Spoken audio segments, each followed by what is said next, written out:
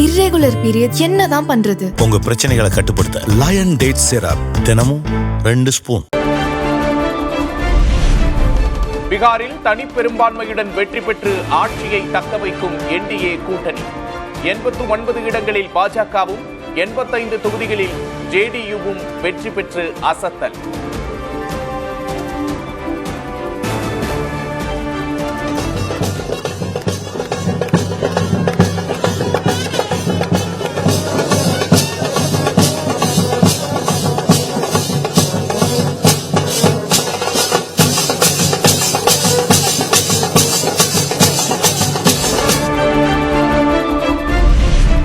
பீகார் தேர்தலில் மகா கத்பந்தன் கூட்டணிக்கு கடும் பின்னடை.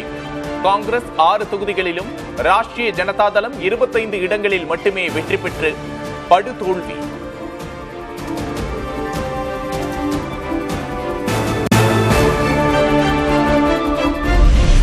பீகார் சட்டமன்ற தேர்தலில் 5 தொகுதிகளில் ஓவைசியின் ஏஐஎம்ஐஎம் கட்சி கைப்பற்றியது. அனைத்து தொகுதிகளிலும் தோல்வியை தழுவியது தேர்தல் வியூக நிபுணர் பிரசாந்த் கிஷோரின் கட்சி.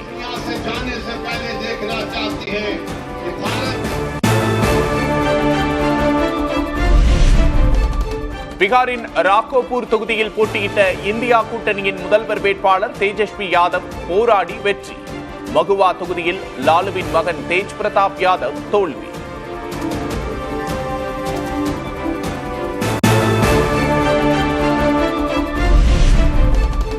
பீகார் சட்டப்பேரவை தேர்தலில் 6.65 லட்சம் பேர் நோட்டாவுக்கு வாக்களிப்பு.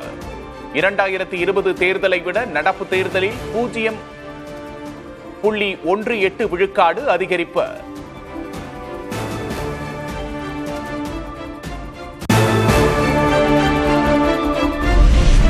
ராஜஸ்தான் தெலுங்கானா இடைத்தேர்தலில் காங்கிரஸ் கட்சி வெற்றி.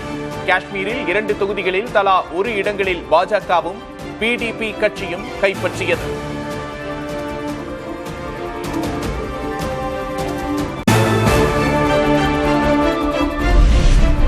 இந்தியா கூட்டணி முஸ்லிம் யாதவர்கள் வாக்குகளால் வெல்ல முயன்றார்கள். பெண்கள் இளைஞர்கள் வாக்குகளால் பாஜக கூட்டணி வீழ்த்தியதாக பிரதமர் மோடி பேச்சு.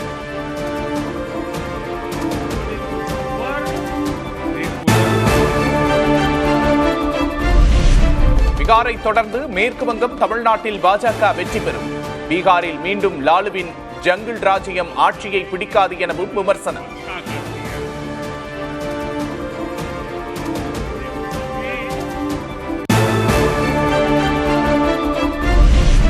ஆரம்பம் முதலே பீகார் தேர்தல் நடுநிலையாக நடைபெறவில்லை என காங்கிரஸ் மூத்த தலைவர் ராகுல் காந்தி விமர்சனம். தேர்தல் முடிவு ஆச்சரியமளிக்கிறது என்றும் கருத்து.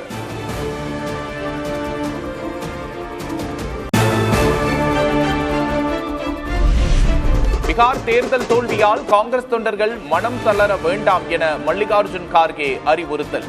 ஜனநாயகத்தை பலவீனப்படுத்தும் சக்திகளுக்கு எதிரான போராட்டம் தொடரும் எனவும் கருத்து.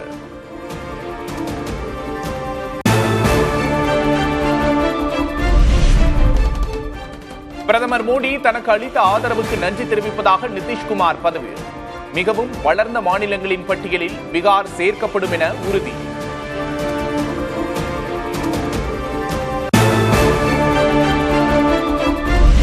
பீகார் தேர்தலில் எஸ்ஐஆரை பயன்படுத்தி பாஜக பெரிய அளவில் மோசடி செய்து வெற்றி என அகிலேஷ் யாதவ் குற்றச்சாட்டு. எஸ்ஐஆர் விளையாட்டை மேற்கு வங்கம், தமிழகம், உத்தரப்பிரதேசத்தில் கொண்டுவர முடியாது என்றும் கருத்து.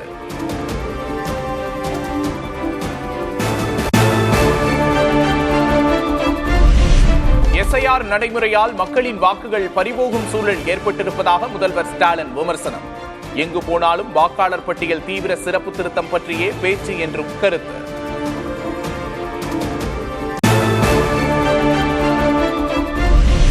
எஸ்ஐஆர் படிவத்தில் குழப்பம் இல்லை என எடப்பாடி கே பழனிசாமி பேட்டி. எஸ்ஐஆர் பணியில் திமுக அரசு 4ஆம் வகுப்பு படித்தவர்களை பயன்படுத்துவதாக குற்றச்சாட்டு. சென்னை மாநகராட்சி பொறுத்த வரைக்கும் அந்த பிஎல்ஓவாக நியமிக்கப்பட்டவர்கள் 4ஆம் வரை தான் படிச்சிருக்கிறார். அவர்கள் எப்படி போய் வாக்காளர் இடத்துல இந்த வாக்காளர் படிவத்தை கொடுத்து அந்த வாக்காளருக்கு எடுத்து சொல்ல முடியும் விவரங்களை? இதை நான் சம்பந்தப்பட்ட அதிகாரிகளிடத்திலே எங்களுடைய கழக நிர்வாகிகள், பொறுப்பாளர்கள் தெரிவித்தும் கூட அதையெல்லாம் மாற்றாமல் இருக்கின்றார்கள்.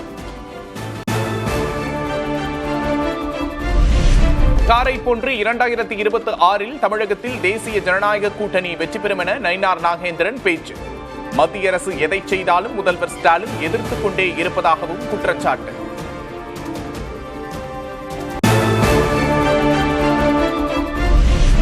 தமிழகத்தில் புதிதாக கட்சி ஆரம்பித்த தலைவர்களுக்கு வரலாறு என்பது எதுவும் கிடையாது. தவேக தலைவர் விஜயை மறைமுகமாக குறிப்பிட்டு உதயநிதி ஸ்டாலின் விமர்சனம்.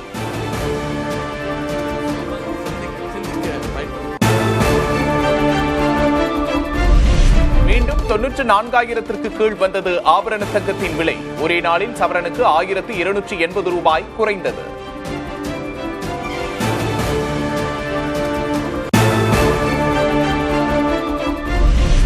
தமிழகத்தில் நாளை முதல் 18ஆம் தேதி வரை கனமழை நீடிக்கும். சென்னை வானிலை ஆய்வு மையம் கணிப்பு.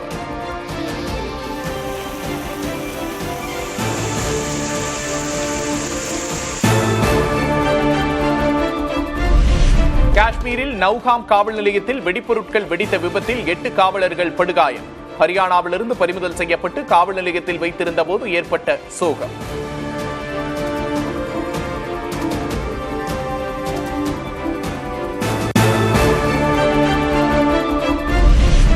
இந்தியாவுக்கு எதிராக கொல்கத்தாவில் தொடங்கிய முதல் டெஸ்டில் 159 ரன்னுக்கு சுருண்டது தென்னாப்பிரிக்கா.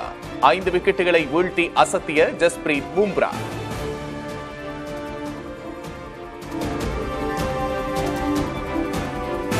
He is brilliant. ஆனா அடிக்கடி ரொம்ப டயர்ட் ஆயிடுறான். லயன் டேட் சிரப் நோய் எதிர்ப்பு சக்தி அதிகமா இருக்கு. தினமும் 2 ஸ்பூன்.